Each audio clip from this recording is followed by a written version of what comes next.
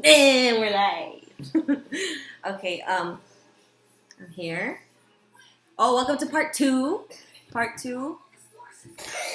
I wasn't expecting to make a part two, but after the first video, kind of just wanted to keep it going for the month of November. So everyone, round of applause for my brother. This video is gonna be like a Q&A, question answer. If you guys watch YouTube, then you know.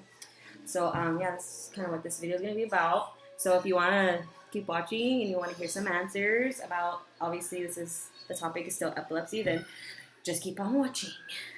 Click the notification bell. Don't forget to subscribe. Subscribe. Or don't, it's okay. Or do. Or do.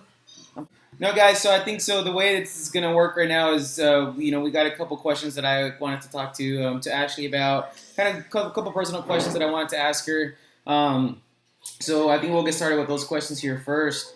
But there on after her first video, so the response she got, I mean, we're not famous or anything. We're not famous. Not yet, but... some people had some questions, and I just kind of thought that I'd sit down with my brother, because if you've seen my first video, then you kind of really know about why I wanted to sit down with my brother and have this Q&A.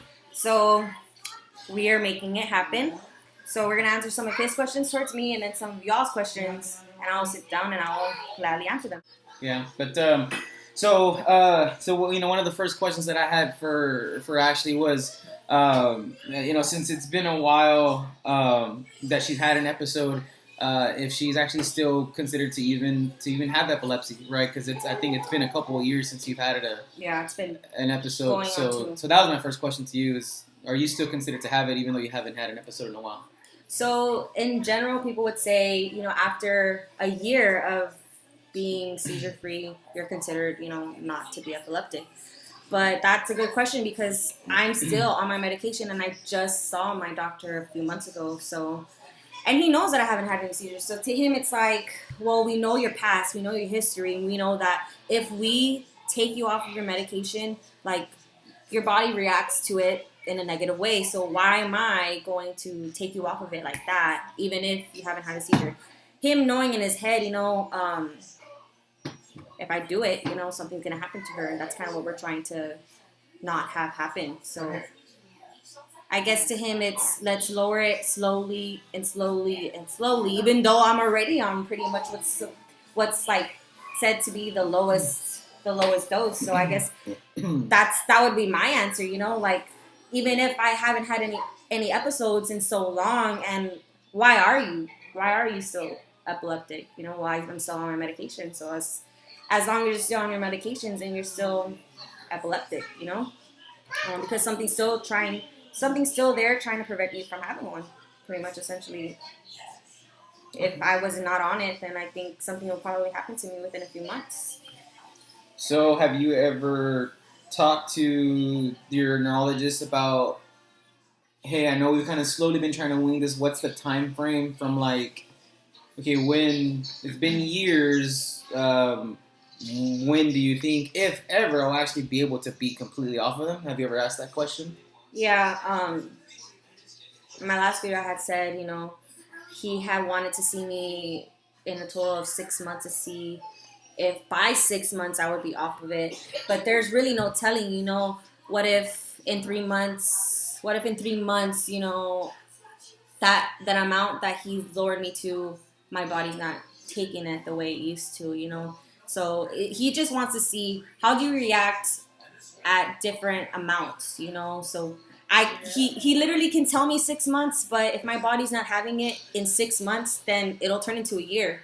Maybe it'll be less. There's really no telling. But me, in my head, I know, with the past and the stuff that's already happened, I don't see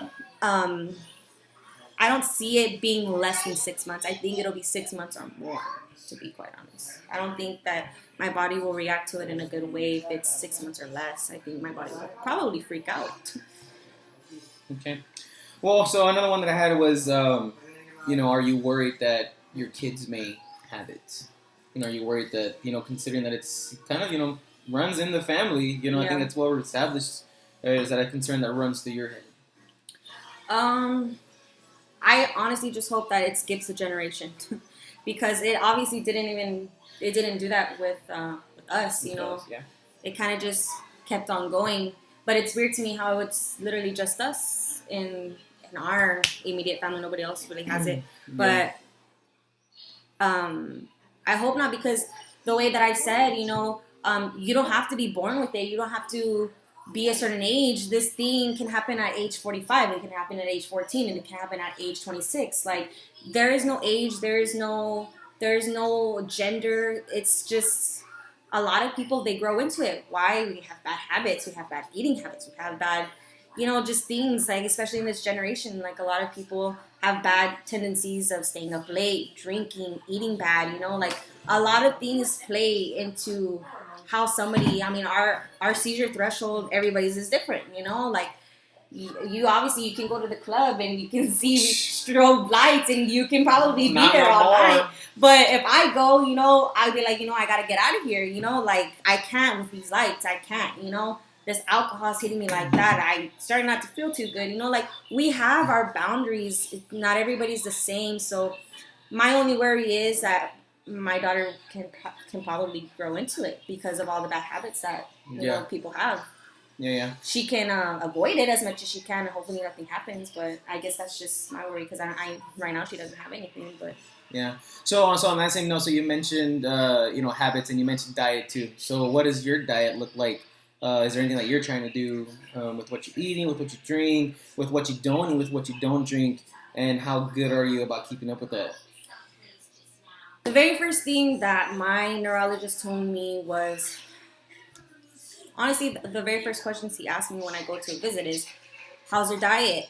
Do you exercise? How are your grades looking? Hot Cheetos with cheese. How's your sleep? How's your sleep schedule? Mangonadas. Like, all Mexican, right? All these other foods. But I try, honestly, the thing that I try to avoid the most is caffeine. Caffeine plays a really big part in a lot, you know. So as soon as I found out that I think besides getting as much sleep as I could, I tried to avoid caffeine as much as I could as well, and try to keep up with the exercise. Right now, that's another thing that I'm trying to do. Like, I need to get into my head, you know, like, you need to start exercising. Your body will react in a positive way if you exercise, because you'll be more likely to drink more fluids and not want any caffeine. You know what I'm saying? So your diet plays a big part in having epilepsy. You know, anybody that has it, I'm pretty sure those who do have it,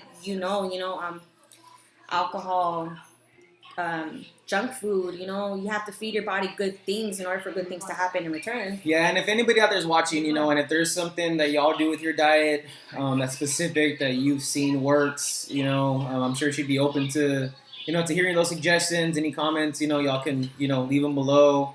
Because, you know, she's making these videos, but, you know, I mean, there's always stuff that we can all be a little more educated on as well, too. So feel free to do that.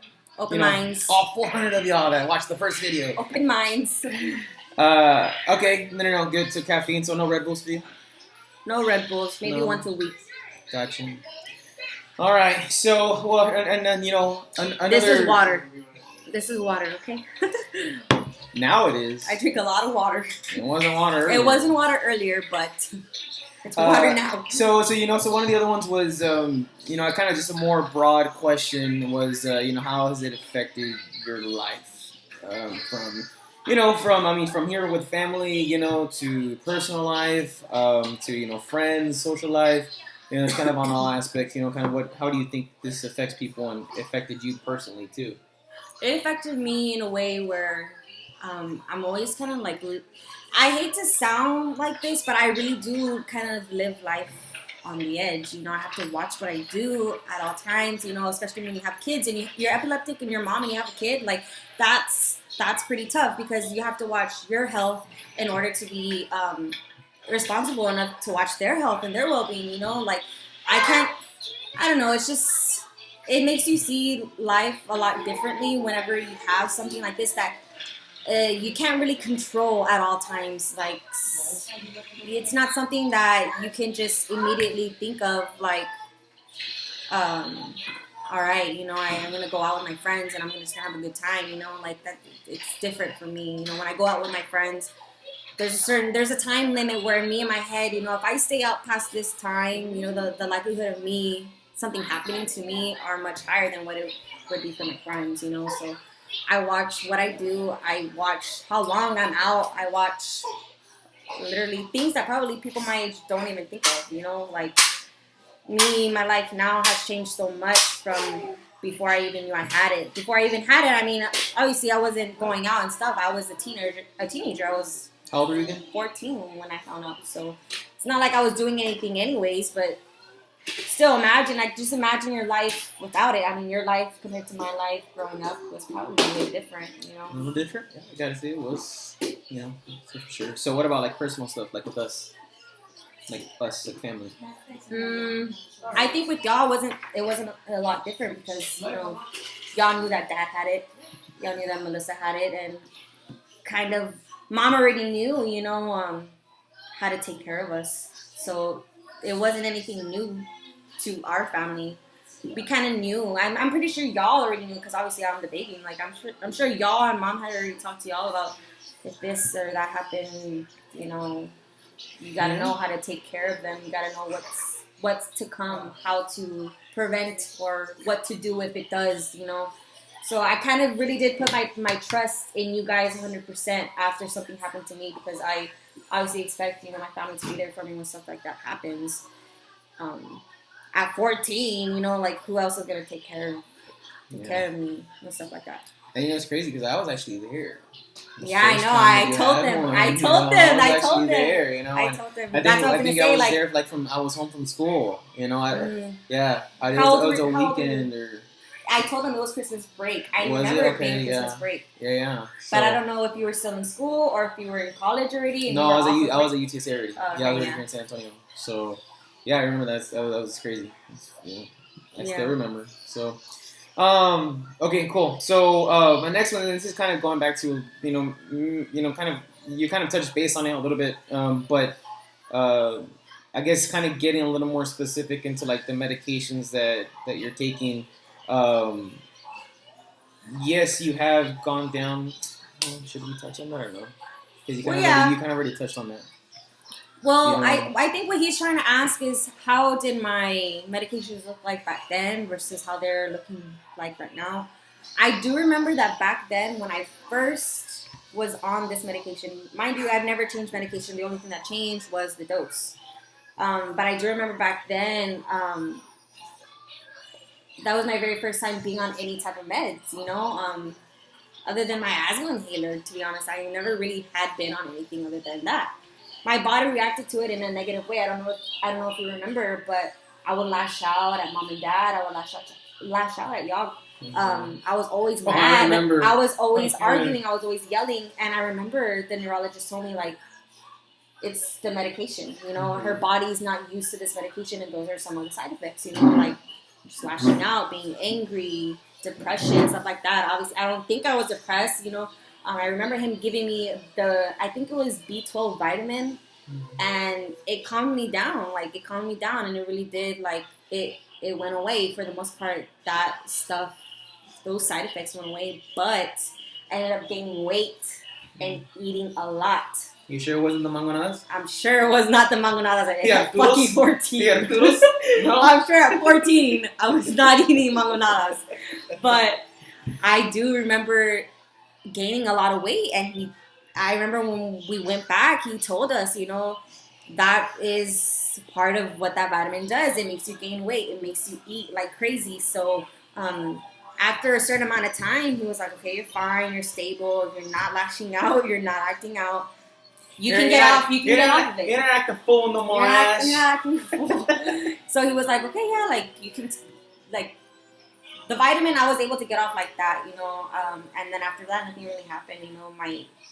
My mood just balanced itself out after that. But I think that's kind of what my body needed at that time, some stability, because my body was not used to such a high dose and just different personalities at different times, and especially being a teenager when your hormones are literally up. There you go. They're kind of going through those changes already as well too, and then to introduce the medication, you can imagine, it kind of tweaks things a little bit more. So and I want to apologize. One of these questions that I asked, one of them that I asked was from one of her viewers before, so I apologize for not mentioning that. I forgot which question it was. So. But another question that one of the viewers from from her first video is do you get like any clues, ideas, or like any sensations, or that you're gonna have an episode? So like do you get any of that like before, or does it kind of just now? I think maybe when I turned 18, 19, I started getting the feel of okay, something's gonna happen. Like I feel different. I feel out of my element. Something's gonna happen, because at age 14, 15, 16, 17, I think my body was still kind of, like we said, going through its phase, and I couldn't feel anything at all when something was gonna happen. I just knew in my head, if something is ever gonna happen to me, it's gonna happen to me in the morning, but I never felt anything for the first half. The first 4 years, I didn't feel anything, literally nothing. So when something happened, it happened on its own, and I couldn't really stop it from happening.